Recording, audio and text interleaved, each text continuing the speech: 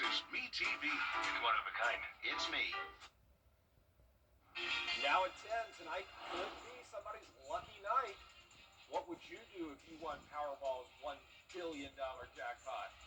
And AI in the classroom.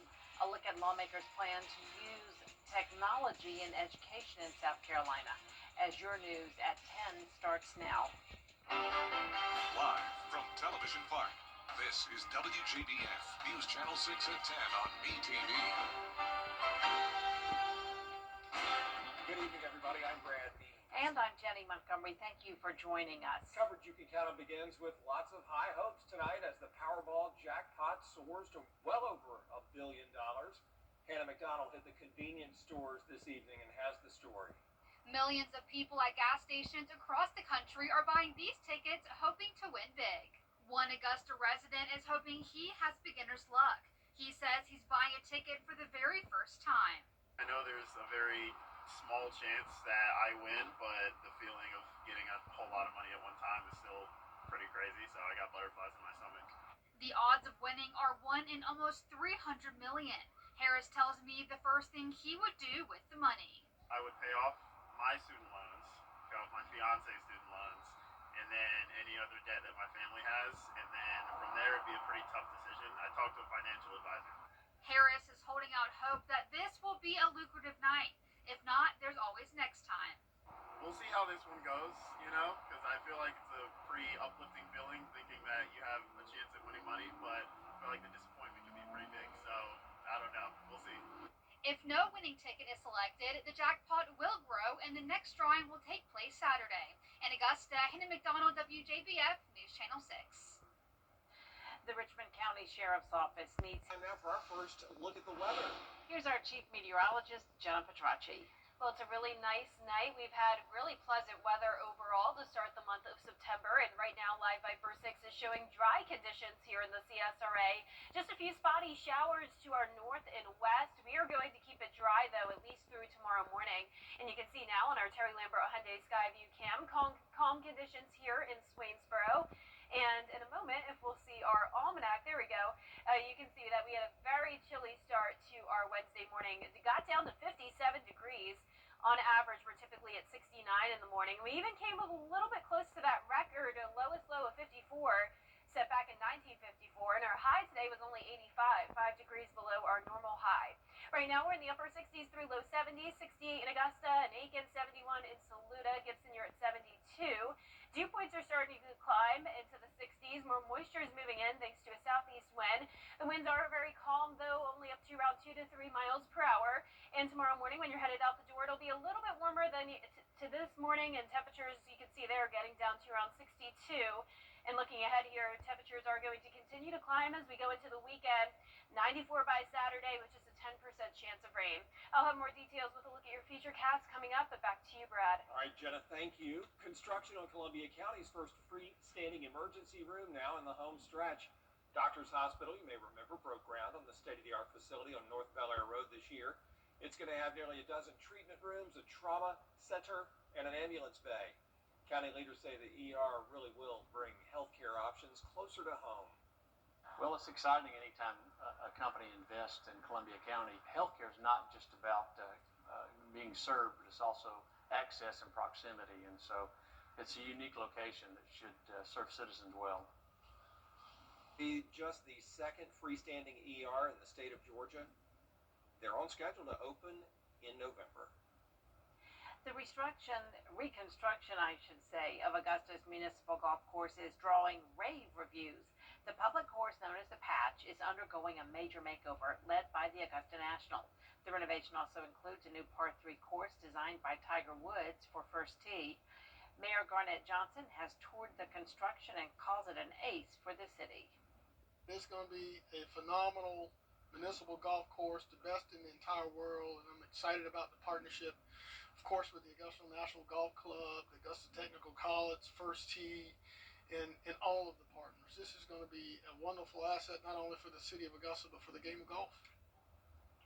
A new clubhouse is part of the project, and it should be ready in time for the grand opening expected to be in April. Repair work also underway at a popular park near the lake. They're fixing things up at Wildwood Park just for normal wear and tear. The park's going to stay open while they work, and it should only take about a week and a half. Roads are now open after a tanker truck overturned on I-20. That crash happened early this afternoon on the eastbound side near exit 22. Officers say the spilled oil was contained to the road. Crews spread an absorbent substance on the roads to help soak up the oil. South Carolina's Department of Transportation says it needs more money for projects all across the state. South Carolina has the fourth largest state highway system in the nation, 41,000 miles of it. U-Haul's growth index showing South Carolina was the #1 growth state last year. World Population Review listing Edgefield, McCormick, and Aiken counties in the top 14 fastest growing in the state. We have some of the most dangerous roads, especially our rural roads. We are seeing congestion that we have never seen before. Trying to connect the dots and saying if we continue to see the kind of growth we've experienced over the last few decades, we need to make sure that we adjust our funding parameter, our vision, how we look at things, and make sure we've got things in balance. South Carolina's Department of Transportation annual budget is more than $2.5 billion. South Carolina schools are looking at new ways to use AI.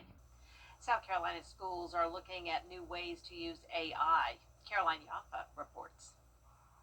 The Department of Education spoke with members from the General Assembly about their goal to create an AI framework that not only services the agency itself, but also school districts across the state. The South Carolina Department of Education says over the next 12 weeks, they will partner with an organization to design policies, train employees, and make recommendations on AI tools, including when to use platforms like ChatGPT. They say AI and technology have changed the way students can learn, and it's important to set guidelines and a framework to use them in a responsible and effective way. Now people are starting to step back and say, okay, well, what is the appropriate technology? And when is it appropriate to give it to a student? And how does it best help them learn? SCDE says they see benefits in AI for students, like using it as a free tutoring resource, but not to let it write their paper for them. In Columbia, I'm Caroline Yaffa. 3 people are accused of sending books laced with drugs to 14. Coming up, honoring our nation's heroes at the VA right here in Augusta. How the Knights of Columbus and Quilts of Valor came together to pay tribute after the forecast. Humidity is increasing with temperatures on the rise. We'll eventually hit the 90s again, but it doesn't look like it will last for long. And we're also tracking the tropics. I'll have all the details right after this break. Davis Appliance and Furniture is your one-stop shop for all things for your home. If you're looking for an upgrade in the kitchen, laundry, living room, or bedroom, we have you covered with brands like Ashley, Scott Living, Whirlpool, GE, Frigidaire, and many more. Check us out. You won't be disappointed. The 8s. To get the weather, you need to see the whole picture. That's why Live Fiber 6 gives you the Skyview network. Get a live view of traffic and weather from all over the CSRA. Available online 24 hours a day at WJBF.com and the free Live Fiber 6 mobile app. The WJBF Live Fiber 6 Skyview network. Powered by Terry Lambert Hyundai. Low prices, big selection, and committed to quality customer service. Davis Appliance and Furniture has been family-owned since 1972. We carry Troy-built mowers, and we guarantee to have the lowest prices in town. Plus, we service everything that we sell. We also offer financing with no credit checks. Come by and check us out. You won't be disappointed. Now, your most accurate forecast with WJBF Live Fiber 6. Welcome back. Here's a live look in on our Terry Lambert Hyundai Skyview Cam in Waynesboro. Nice clear conditions tonight. We're sitting in the upper 60s. Typically, this is where we're at when it comes to our low temperatures in the morning. So you can tell it's going to be another below average night. I don't think we'll get into the upper 50s, but we will see some low 60s when you're headed out the door Thursday morning. Dew points are climbing. We're seeing more moisture move in with that light southeast wind. And some of us are still at the 70-degree mark at the 10 o'clock hour. Here's our satellite and radar. As we look towards the west, you can see more cloud cover, so expect some clouds for our Thursday morning, but high pressure continues to keep us dry for now. These spotty showers will not be impacting us, but we will be watching this cold front that'll swing through tomorrow, and that could bring us a stray shower as we head into the afternoon and evening. Overall, lots of sunshine still in the forecast, though, for your Thursday, starting out at 62. Climate climbing into the mid to upper 80s, so it will be a tad bit warmer than it was today. Rain chances at just 10% Thursday and Saturday, and then increasing Sunday and Monday due to a second cold front. But here's a look at tomorrow morning at 6 a.m. We'll continue to see that southeast breeze, and then once we get to the afternoon and evening, our northern counties have the chance of seeing some isolated showers and weak storms. Friday looks nice and dry, which is great if you have any outdoor plans, and for high school football games, I'm not concerned about any rain. Then here's that second cold front I was talking about. It's possible that we could see a stray shower on Saturday, but it looks like the majority of the rain will come in on Sunday. Here's a closer look at Thursday, though. By 2 o'clock in the afternoon, we're still dry. We're talking very spotty showers, very light for the most part. Just don't be alarmed if you do run into a heavier downpour, maybe hear a rumble of thunder, especially if you're north of I-20, but by no means will it be a washout. Now, looking at this weekend, we are heating up. 94 on Saturday. Low temperatures back into the upper 60s, and we'll start out the weekend mostly sunny and dry. Then that rain chance comes in on Sunday as we drop down to 89 degrees.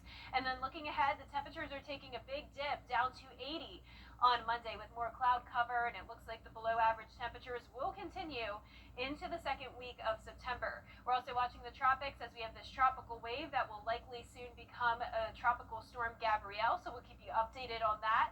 But as for our lows tonight, we'll be in the low 60s. Highs tomorrow will be in the upper 80s. Some places could get to 90 degrees.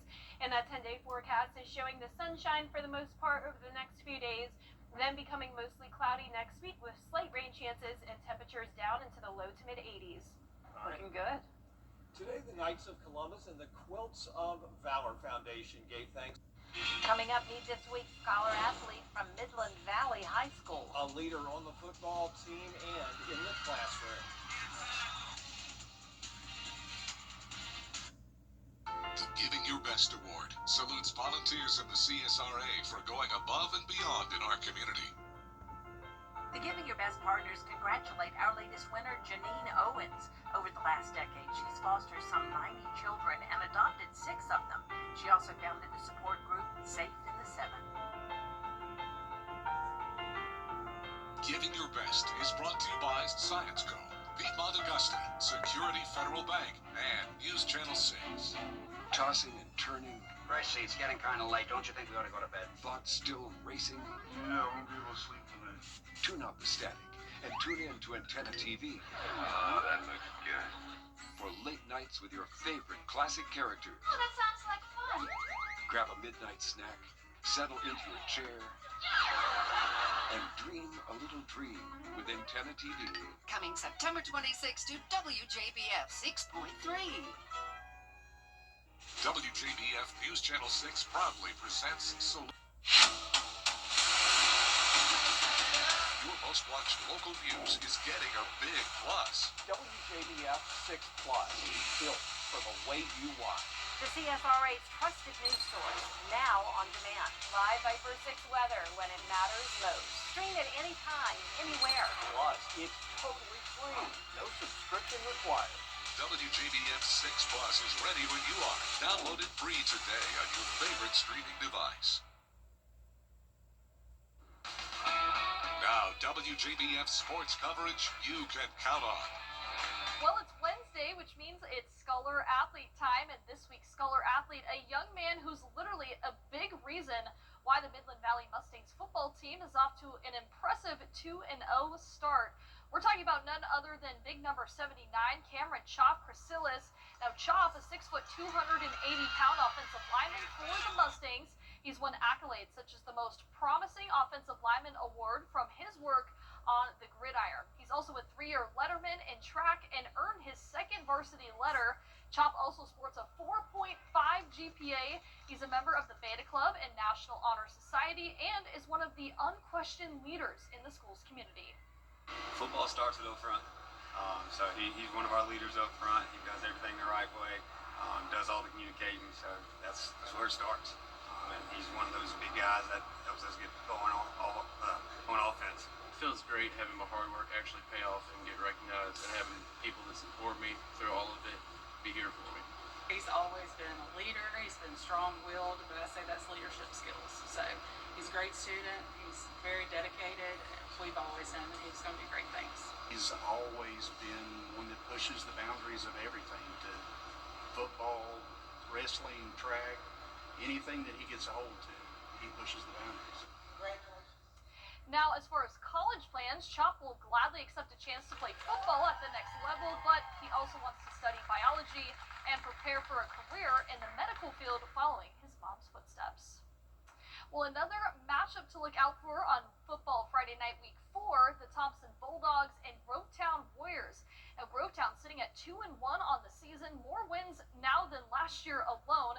That is thanks to a newfound culture and competitiveness under first-year head coach Dedrick Mayo. Now, Thompson leads the overall series 8-1, with the Warriors' last win against them dating back to 2019. And they'll hope to surprise the CSRA football world this week on the road. And Coach Mayo believes they can. It takes what it takes. That's what we live by, right? There's no shortcuts to this. Are we doing things the right way, the way we're supposed to do it, and putting the best product on the field that we can possibly do it? So, again, another exciting opportunity. It's the most important game because it's the next game, and it's against a quality opponent. You know, in the past, we haven't really, when we get down, we stay down. But now we know that we have the capabilities. If we get down, we're not just going to stay down and let them kick us over. We're going to come back. And the Warriors looking for just their second win against Thompson in 10 tries. Kickoff set for 7:30 p.m. at the Brickyard.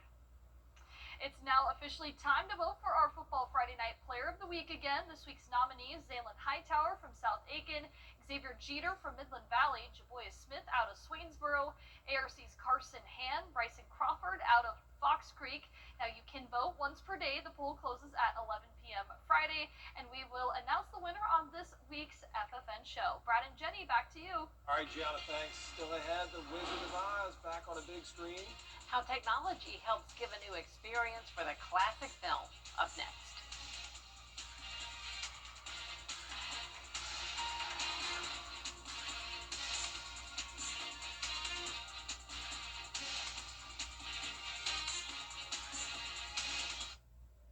At the Axis One Center. 65, only on News Channel 6. And last but not least, a classic movie is back on a big screen like no other, the Las Vegas Sphere. In a completely immersive format, people can enjoy The Wizard of Oz in a new way. But in order to get the 1939 film to fit on the giant dome, producers turned to AI to transform it. Rich DeMuro has the story. A Hollywood classic is back. I can't believe we're here. There were certainly some times along the way I didn't think we were going to get here. The Wizard of Oz, now showing at the Sphere in Las Vegas.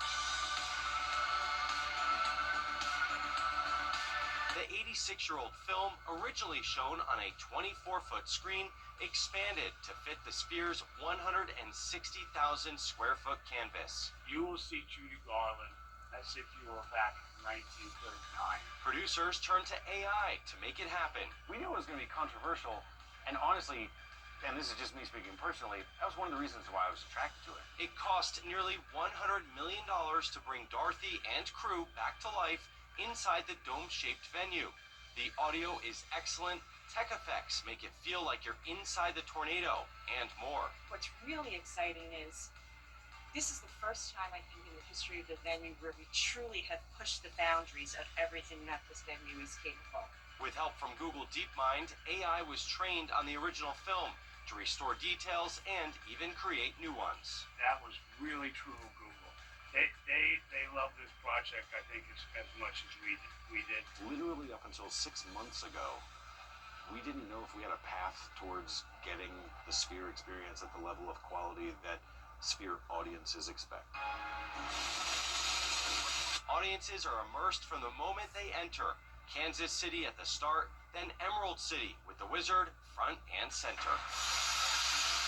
As for the show itself, it's entertaining from start to finish. Look closely and yes, you'll notice the AI touches, but this isn't just a reimagining of the original. It's a completely new way to experience it. The massive screen, extra detail, and booming audio turn a classic story into a tech-driven spectacle. The tornado pulls you in, and other effects keep you wowed. I think that's what these tools are enabling, is a new wave of creativity, a new wave of expression, and a new wave of things that we can give audiences to experience.